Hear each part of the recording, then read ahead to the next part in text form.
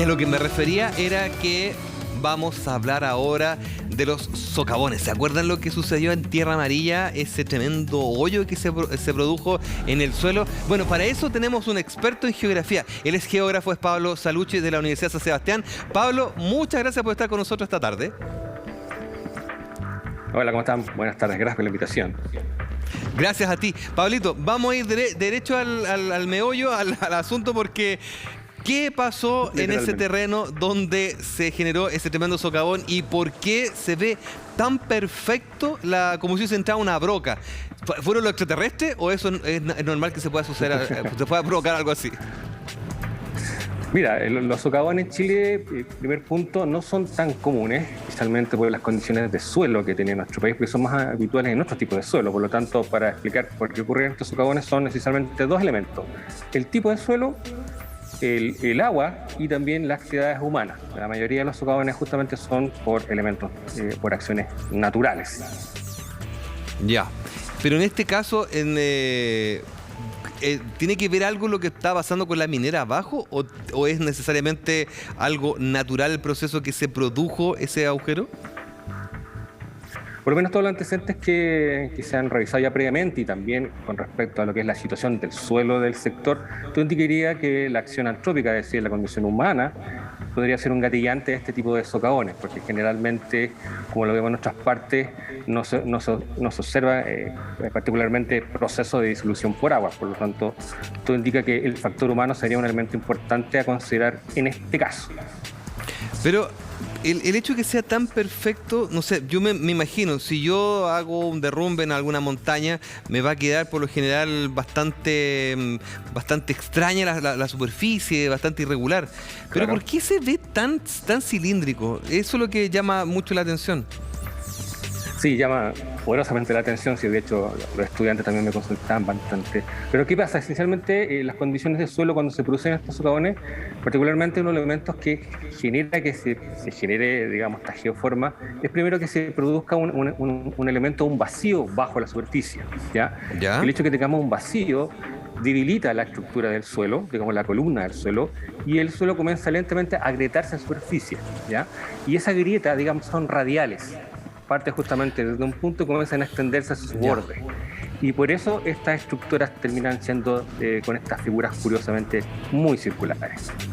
Claro, porque yo supongo que hubiese habido una gran roca entre medio, hubiese quedado, no sé, quizás circular o una media luna, por pensarlo de alguna forma.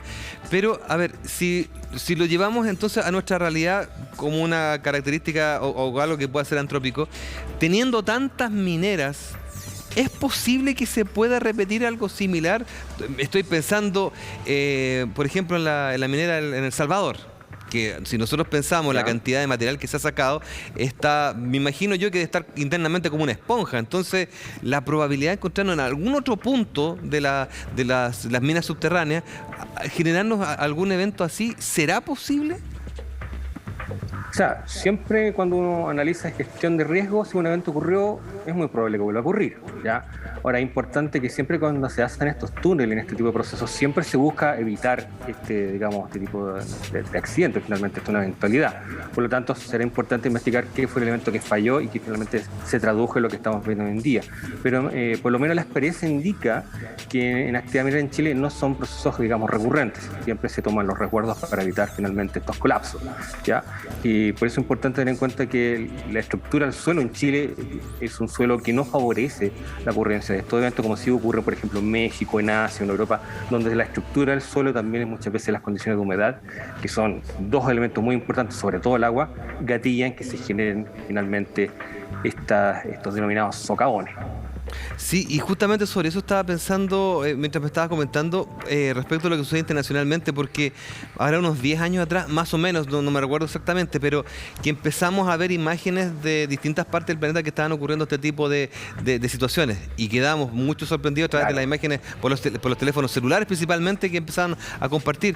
Pero hay algo, por ejemplo, si yo me encuentro, por ejemplo, estoy pensando en la gente que vive en el entorno, ya que en el resto del mundo también está pasando esto, a nivel planetario parece que están apareciendo quizás por las mismas obras humanas, por la actividad antrópica, pero si yo me pongo a pensar en lo que está sucediendo con este desgaste interno y a esto le sumamos un sismo, o sea, ahí puede este agujero crecer más todavía, ¿no? Claro, dada la situación sismológica de Chile, es una situación de todas maneras que le suma y que puede ser bastante complejo. De hecho, por lo menos lo que sabemos hasta el momento es digamos, este socavón está aún activo, es decir, aún presenta algún grado de erosión que podría en algún grado aumentar su diámetro. Es un tema, por ende, que requiere cuidado y atención técnica desde el punto de vista de lo que son las situaciones que van a tener que las acciones desarrollarse, pero finalmente tener todos los cuidados con respecto a lo que tanto al entorno, a la población directamente, y cómo finalmente después se resuelve y se evita en el futuro estos nuevos socavones. Ahora, claro, en el mundo hoy día lo vemos muy seguido porque hoy día tenemos muchas cámaras dando vuelta, pero también hay un tema que no es menor, porque hoy día, más que nunca, sabemos por la situación de cambio climático, estamos realizando mucha presión sobre los acuíferos, entiéndase el agua que está en zonas subterráneas. Entonces, muchas veces el hecho de extraer mucha más agua de estos acuíferos, muchas veces terminan vaciando los acuíferos y finalmente la zona donde está confinada esta agua terminan vaciándose. Por lo tanto, el suelo que está sobre el acuífero, por la presión que recibe, termina por colapsar. Entonces, ese es un elemento también a tener en consideración para entender qué puede estar sucediendo, especialmente en las zonas donde son mucho más recurrentes estos eventos. Sí, no, sí es verdad. Yo pienso en el acuífero de la región metropolitana también, que se extrae tanta agua pensando en la sequía que tenemos. Y la última pregunta, porque eso es lo que me acaban de decir, se nos acaba el tiempo, Pablito, pero en este caso, ¿qué es, de acuerdo a tu experiencia, qué es lo que podemos hacer ahí en el entorno? Porque rellenar este agujero lo encuentro imposible, pero esta mina, no sé, empezará a trabajar a tajo abierto, será una zona de restricción porque se puede seguir descascarando o rompiendo más o más. ¿Qué es lo lógico? Lo lógico, no es que lo que vaya a hacer la autoridad, pero ¿qué es lo lógico que deberíamos hacer ahí en el entorno? Claro, en la primera acción es claramente generar una restricción. Obviamente se tiene que proyectar las posibles, digamos, áreas donde puede seguir expandiéndose. Por lo tanto, se indica, primeramente se recomendaría, por lo menos, que se debe generar un área de restricción que tengo entendido que ya se hizo y por lo tanto se debe vigilar. Y después ya técnicamente se deberán tomar las acciones para finalmente cómo podemos ya sea rellenar o generar las acciones que eviten finalmente que esto siga teniendo algún impacto en el entorno, sobre todo entendiendo que los procesos que se están realizando en esa zona son subterráneos, por lo tanto eso también puede repercutir también en la actividad que se está realizando tierra abajo.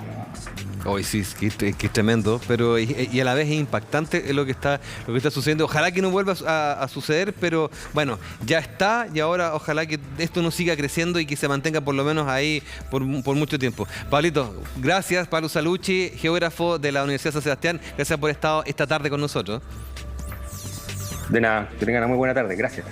Gracias.